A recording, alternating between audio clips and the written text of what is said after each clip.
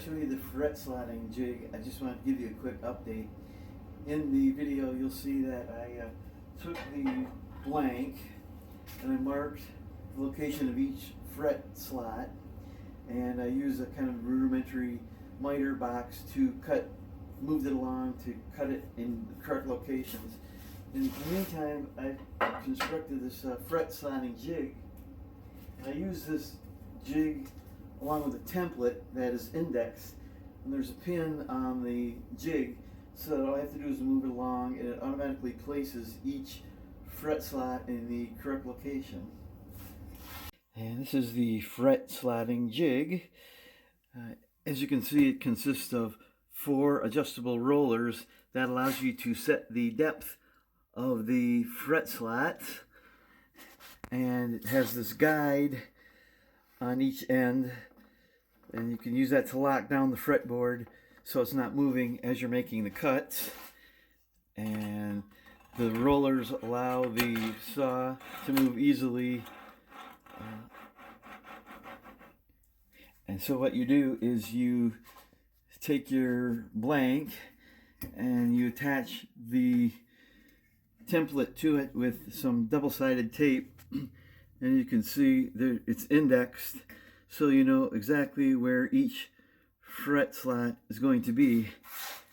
And then what you do is you just move it along. I think you can see the index pin here, but that catches in each slot, and that gives you the exact location for each fret, so there's no measuring, no pains like you'll see me going through in this video. It was a great upgrade, and I'll actually be showing you how to make this jig in one of my upcoming videos.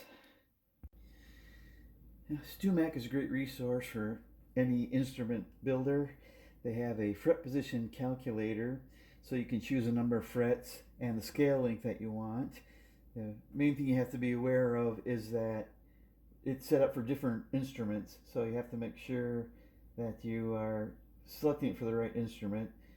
So you want the ukulele, because ukulele, for this particular one, the bridge is not compensated. So there's the other great thing is you can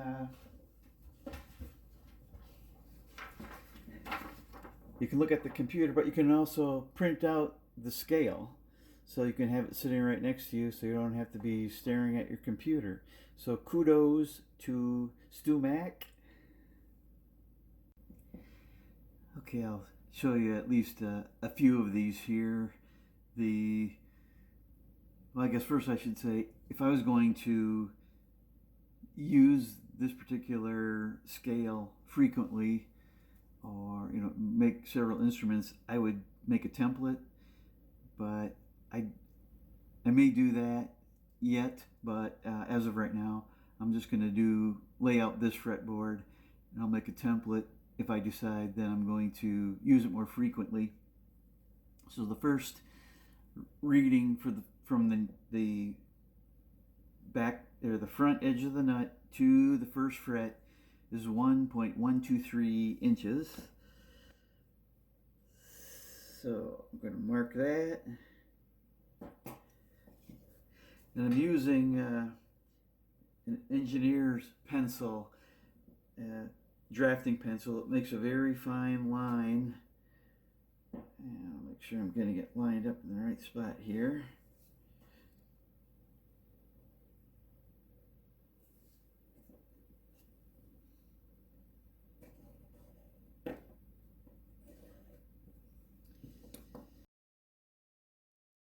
Things to note here: your caliper has to be capable of measuring in thousandths of an inch.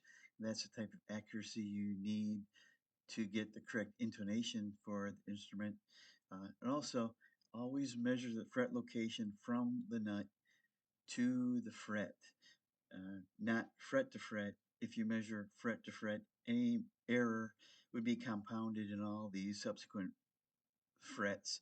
So you can use fret to fret measurement to confirm, but when you're setting it up, always make sure you're measuring from the nut to the fret.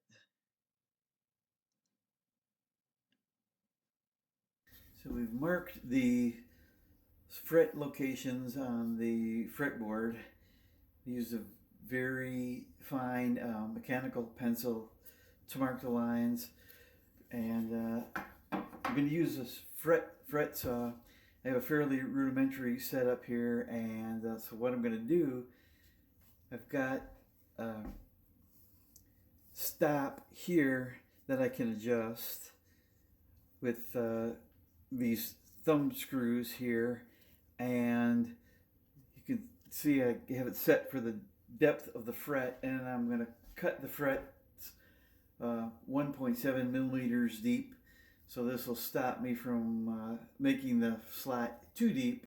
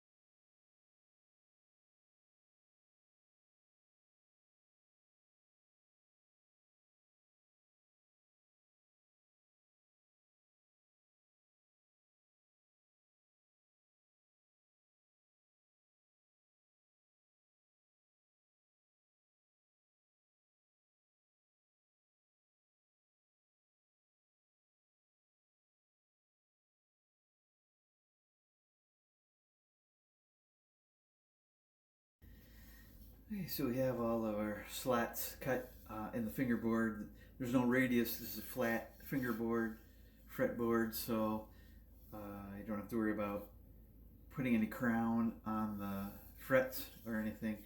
Of course, leave some at the top for where the nut, where you're going to cut off for the nut. You remember you measured everything from that top slot for the nut, and leave a little extra at the 19th fret. Some people will shape these a little bit or get a little artistic, so you can suit yourself on that. The next thing will be to shape this to the neck.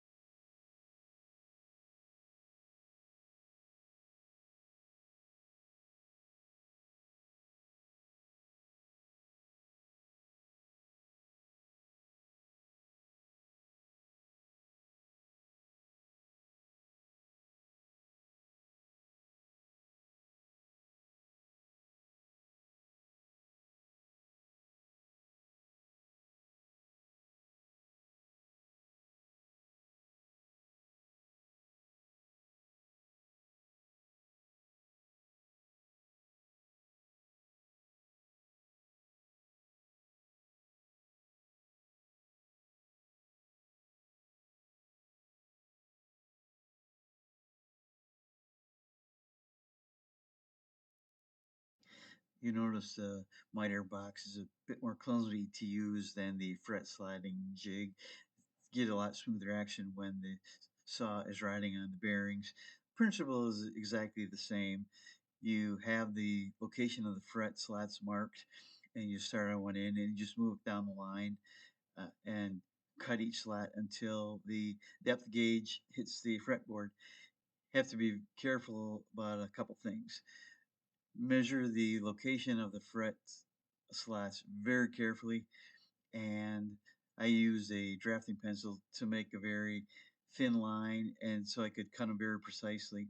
And then as you are uh, moving down the line to cut the fret slots, make sure that the saw blade is exactly over the line so you get it cut in the exact location, because this step right here has a huge effect on the sound of your instrument.